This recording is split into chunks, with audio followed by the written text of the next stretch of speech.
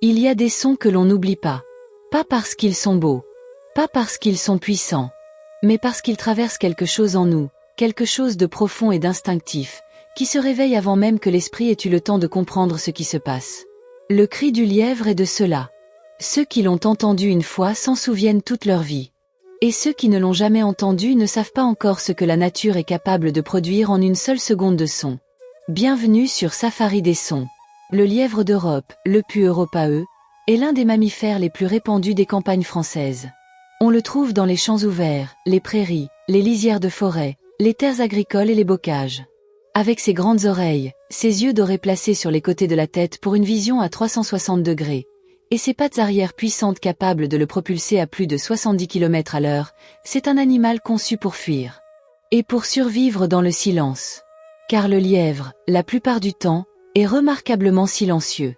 C'est précisément pour cela que ces sons, lorsqu'ils surviennent, sont si frappants.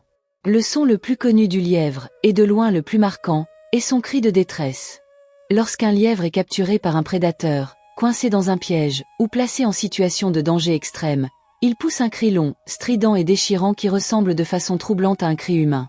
Un cri d'enfant, disent ceux qui l'entendent pour la première fois, incapables d'imaginer qu'un animal de cette taille puisse produire un son aussi intense et aussi désespéré. Ce cri peut durer plusieurs secondes. Il perce le silence de la campagne sur des centaines de mètres. Il arrête net tous ceux qui l'entendent.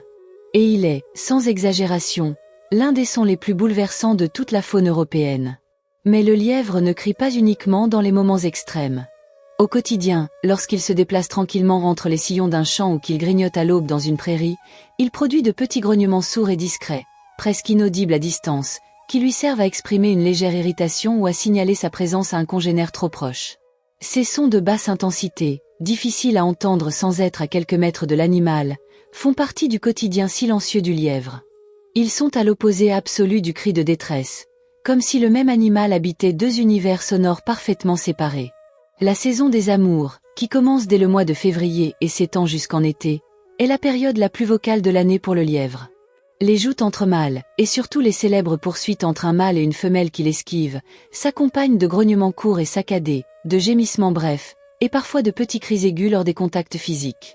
Ces courses effrénées à travers les champs, qui peuvent durer des heures, produisent une bande-son agitée et désordonnée, ponctuée de souffles et d'impacts sur le sol. Le lièvre en rut est un animal méconnaissable par rapport à sa discrétion habituelle. Les levreaux, les petits du lièvre, naissent dans une situation unique parmi les mammifères européens. Contrairement aux lapins et aux hérissons qui naissent nus, aveugles et sourds dans un terrier protégé, les levreaux naissent en plein air, dans une simple dépression du sol appelée le gîte, déjà couvert de fourrure, les yeux ouverts et capables de se déplacer rapidement. La mère, pour ne pas attirer les prédateurs sur leurs petits, les visite une seule fois par nuit pour les allaiter, puis s'éloigne. Les levreaux, pendant cette longue attente, restent parfaitement silencieux. Mais lorsque la mère approche, ils émettent de petits couinements très doux et très courts, une reconnaissance sonore intime et fugace qui dure le temps d'une tétée, puis le silence reprend.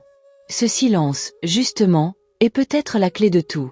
Le lièvre est un animal dont la survie repose sur l'invisibilité et le mutisme.